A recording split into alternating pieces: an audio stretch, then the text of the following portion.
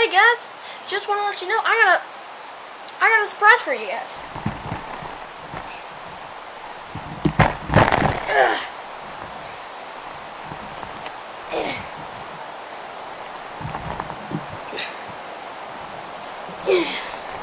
The dog that could do it.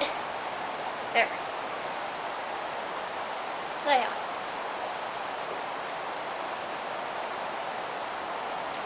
So yeah, he's just gonna be sitting here for the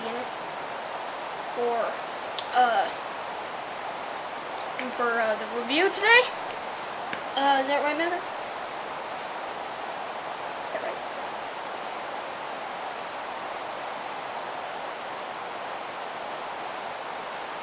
Well, anyway, so yeah, he's gonna be joining us for today's review, and without further ado, oh shoot!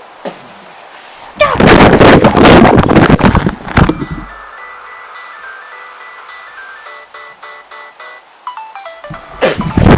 Ladies and gentlemen, welcome back to the channel. If you haven't already, be sure to kick that like button on the jaw.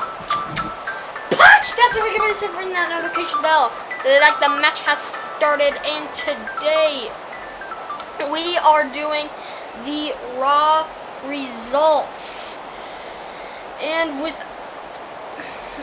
the winners, the grades, and my reaction and the highlights, May 4th episode, Monday Night Raw. Here we go. This feels strange to say.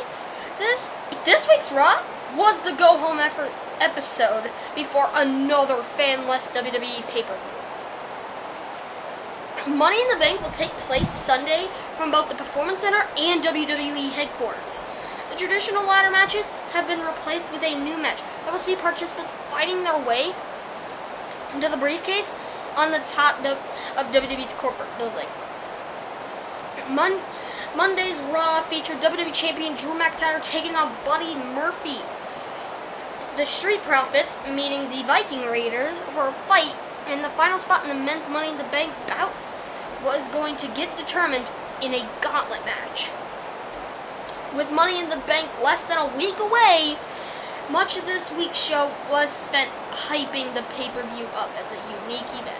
So, let's look at what happened on Monday's May 4th edition of Night Raw.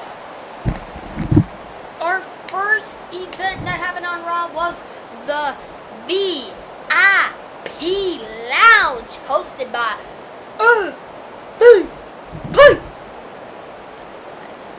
Sorry, I will never do that again. Raw opened with MVP in the ring for another episode of the VIP Lounge. His guests this week were Asuka, Nia Jax, and Shayna Baszler, who will be the Raw competitors in the Women's Money in the Bank match. MVP asked a few standard questions and got the kind of answers you would expect from these three competitors. It was all very routine. Asuka and Baszler almost came to blows before they both went after Jax together. MVP had to separate them while Jax recovered outside the ring. What do I grade? I grade this a C- because MVP is great at what he does, but nobody in this segment had much to work with. The small amount of physicality didn't do much to make this segment better. Asuka is always entertaining, and Baszler still comes across as one of the most dangerous people on the roster. Jax was the odd woman out, as she barely spoke and ended up getting kicked out of the ring. Now, moving on to the next one. Next, the Last Chance Gauntlet match. Following a storyline injury last week, Apollo Crews was taken out of the Money in the Bank contest. A gauntlet match was determined to his replacement. Titus O'Neil and Bobby Lashley kicked things off. Despite an early onslaught from O'Neil, Lashley defeated him in less than a minute to make way for Akira Tozawa. Once again, Lashley destroyed his opponent with a spear to advance Shelton Benjamin. Ran down as the next competitor and took to the powerhouse with a flurry of moves.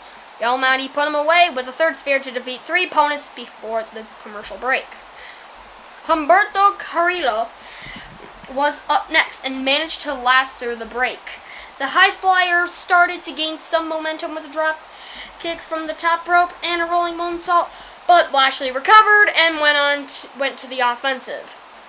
He ended up getting himself disqualified, but made sure to hit a spear before leaving. Angel Garza had a big smile on his face as he came down to the ring. After another commercial, he was in full control of Carlillo. Somehow, Carlillo withstood several minutes of punishment and scored the win with a victory roll. A victory roll! I know, I probably shouldn't be yelling, but everybody knows I freaking hate when people win via roll-up. It's the most generic way to win a match. Literally. There's no surprise to it anymore. Austin Theory was the next participant, which was convenient for Zelina Vega since she was already at ringside. Carlillo countered a superplex to get one more win before the phenomenal AJ Styles returned to Raw as the final entrant. We returned from yet another break to see Carlillo giving it his best shot, while a fresh Styles controlled the pace. The phenomenal one locked in the calf crusher to get the win and earn a spot in the Money in the Bank ladder match. So as a result, AJ Styles wins the gauntlet match and is moving on as the final Raw participant in Money in the Bank. What do I give this? I give this a B- because if the goal was to push Lashley without putting him in a Money in the Bank match, WWE accomplished that goal with this gauntlet match. He should always be dominating his opponents, and he finally got a chance to shine as he destroyed 4 competitors before his disqualification. It was also nice to see the feud between Garza and Carlillo get some attention after being put on the back burner for quite some time. Hold on a minute. Okay, there we go. Carlillo also had a good showing, but as soon as Styles walked onto the stage, we all know who was winning at the end. I mean, come on. This match may have gone on a little long, but it managed to tell a few different stories at once. Now, moving on to the next one. Our next match is 2 versus Brendan Vick and Shane Thorne. Newcomer Shane Thorne and Brendan Vick were giving another chance to impress the WWE Universe with a match against Ricochet and Cedric Alexander. MVP showed his support for the new team backstage, but did not accompany Thorne and Vick to the ring. They started with a quick pace and did not ease up until Thorne drove Alexander into the barricade. Vick and Thorne had the power advantage, so they slowed things down when they took over. After a short pin but competitive bout, Vick hit a massive boot to the face to get the pin on Ricochet. As a result, Shane Thorne and Brendan Vick won against 2Fly via pinfall. What do I guess? I grade this solid. I don't know how I'm gonna make that with my hands. I grade that a B because this was a good showing for all 4 men. But Vick and Thorne definitely surprised a lot of people by scoring the win in this one. Having MVP support them without being at ringside was a strange decision, but it allowed them to pick up a clean win without any questionable tactics from him. With the Forgotten Sons also getting a push in recent weeks, it looks like WWE is beginning to build up the tag team division by introducing more duos into the mix. Now, moving on to the next one. Next up, we got the Street Profits versus the Viking Raiders. Angelo Dawkins and Montez Ford gave a quick promo before a commercial break. When we returned, Ford was taking it to Eric with more aggression than expected. The Viking Raiders eventually took control and scored a 2 count when Ivar hit a splash from the top rope. It took a long time before Dawkins was able to tag in and give his partner a break. After another break, Dawkins brought Ford back in while Eric tagged Ivar. After both teams scored several near falls, Viking Raiders hit their finisher for the win. This will likely earn them a title shot in the near future, possibly at the Money in the Bank pay-per-view on Sunday. So, as a result, the Viking Raiders defeated the Street Profits via pinfall. What do I grade this? I grade this a B+, because Ford and Dawkins did an especially good job keeping the more powerful Viking Raiders at bay by adopting a more aggressive style of offense in this bout. With the way WWE's been forced to book its recent shows as of late, you would be forgiven for forgetting the Street Profits were the tag team champions. This match served as a reminder of how good they really are. The Viking Raiders were equally as important to this being a good performance. This may have been one too many false finishes, but this was a fun match overall. Now moving on to the next one. Next up, we got Charlotte Flair. Woo!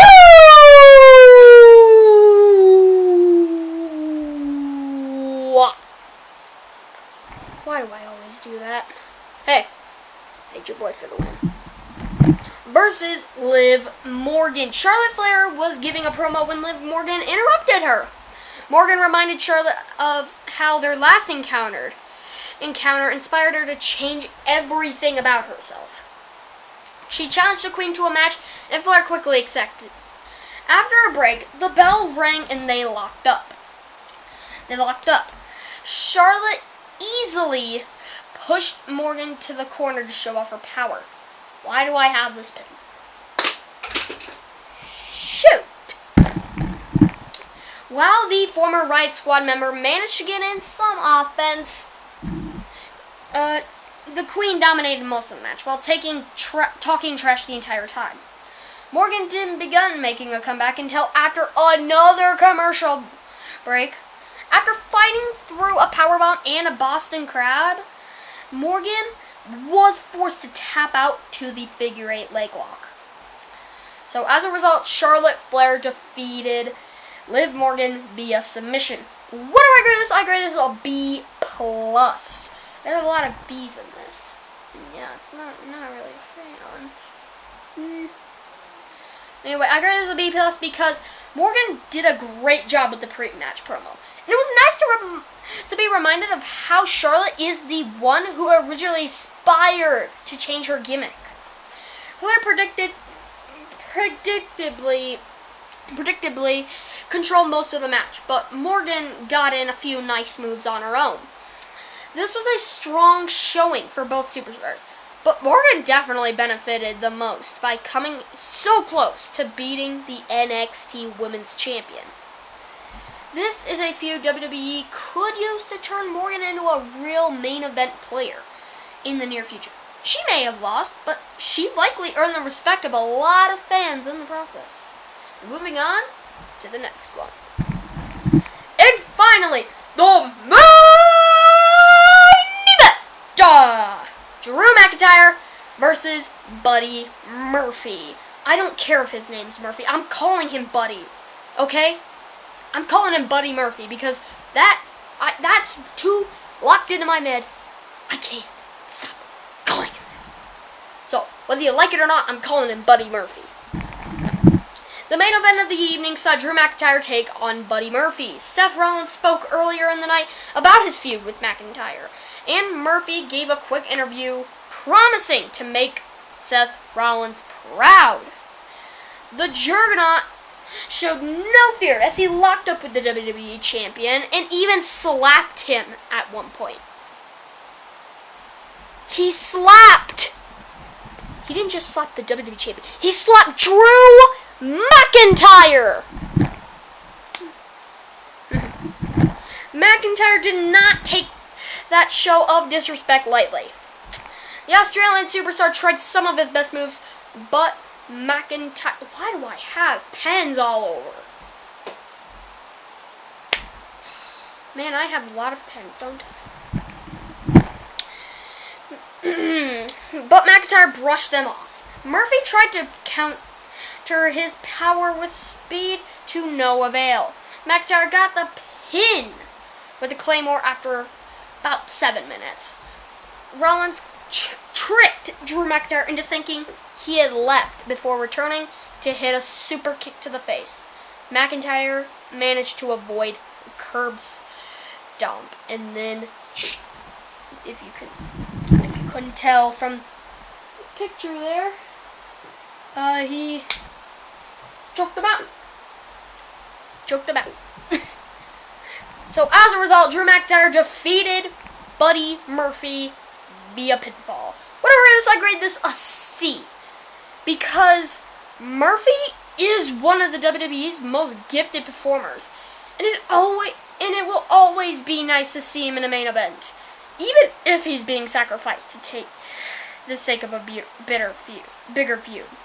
McIntyre is a dominant babyface. Is already losing some of its appeal without a crowd to give him reactions. His style of overpowering his opponents is better suited for a heel. While this was a decent bout, it certainly did not need to be the main event. This would have been better as the opening bout, while the gauntlet match should have closed the show. In the end, this was a decent, if uneventful, episode of Raw. It did not feel like the go-home show before a pay-per-view at all, though. And that's all I got for you today. And I started a document on how many A's, B's, C's, D's, and F's. So as you can see,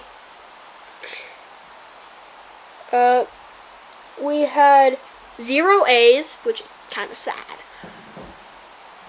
Okay, we had 2 B's. I mean, not 2 B's.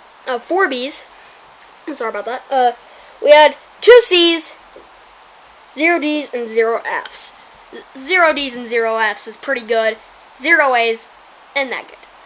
4 B's, 2 C's is how many is what I graded. And that is all I got for you today. Anyway, guys, thank you guys so much for watching. If you haven't already, be sure to keep that lip in a jaw. Punch the ring that notification bell like the match has started. We'll see you guys next time.